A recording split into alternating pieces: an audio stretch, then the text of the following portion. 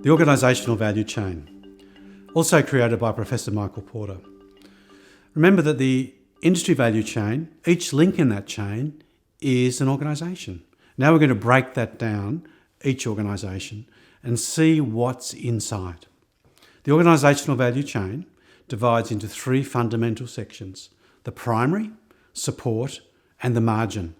Remember that your organisation has a margin, and so does every other organisation. So let's start with one of the sections, the primary functions. To me, that's the real engine. That's the thing that actually makes more than you spend. That's the thing that keeps the business running. They're essential to the creation of product, marketing and promoting the product, delivering the product, and providing after-sales service. The primary functions, activities essential to creating the product, marketing and promoting the product, delivering the product, and providing after-sales service. 5 primary functions. Inwards, the way components and parts come into your organisation. The operations, how you put those parts together. Outwards, how you deliver those products, whether they be physical or digital. Marketing and sales, how to inform and educate and reinforce that customers have bought that product correctly and use it. And sales, how we sell and sell and sell. Service and warranty, how do we make a promise that our product will last? How do we upsell on after-sales service? What about your guarantees? If you are the only person in your organisation, you've got to do all those 5.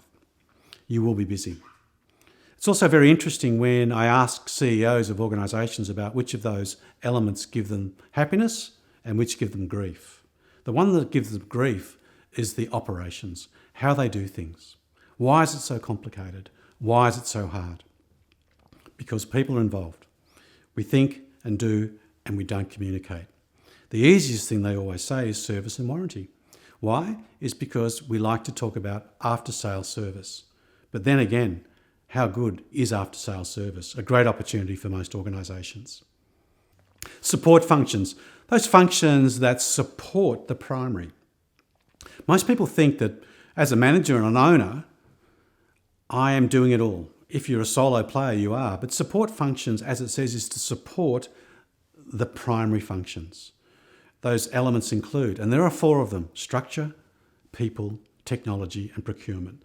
How we structure, how we organise, what, who, and how we do our primary activity.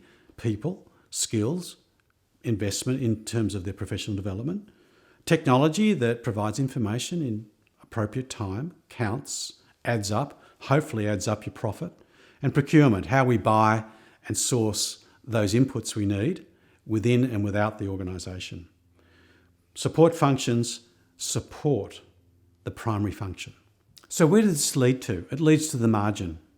Let's go back to those 5 elements of inwards, operations, outwards, marketing and sales, service and warranty.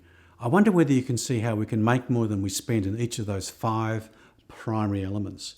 When you add them all up, hopefully you have a positive margin. You can work it out in aggregate, you can work it out on a per sales basis, but how do you gain the best margin, literally? And can you imagine those 5 elements pumping up and down? We call them cylinders, a bit like a car engine, and we're going to look at that next. So let's tune those cylinders. They're pumping up and down. What you need to think about is that why do we go out of tune and how do we get them in sync? What we do is keep tweaking with them. So I look at which ones work best first. So let's go to service and warranty, marketing and sales. If it's, as we see in research and evidence, that the operations, quite often we just put all our effort onto one. The entrepreneur looks at the whole picture, all 5 cylinders, to make sure one supports the other. If they don't, you won't make margin.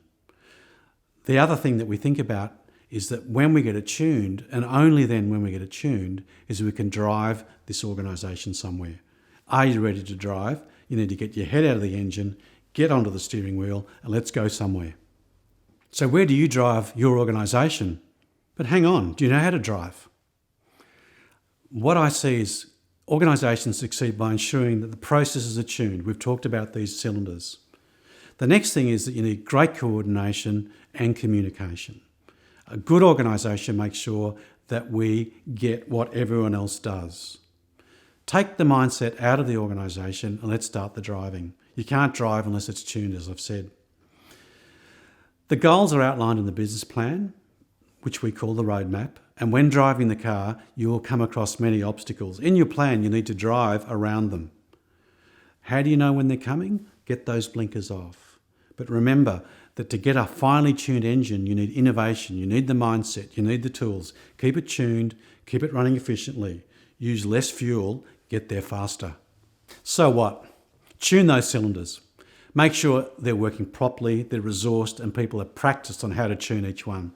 Stand back, zoom out, look at the picture, look at where you want to drive, and practice driving. Step at a time. Remember, achievable, measurable, repeatable steps as you drive down that path. Remain alert so you can avoid those obstacles. Keep those blinkers off and make sure least fuel, least energy, maximum results. Now it's your turn. The organisational value chain. I'd like you to create your chain.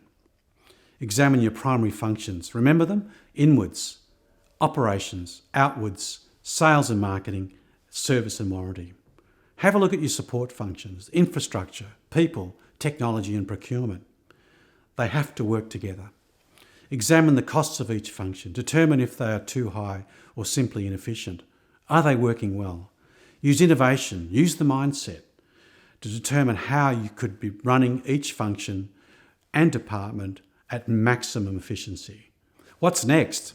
Once you've tuned the cylinders in your organisation, it's now time to combine the organisation, market and environment tools to create an overall strategy for you.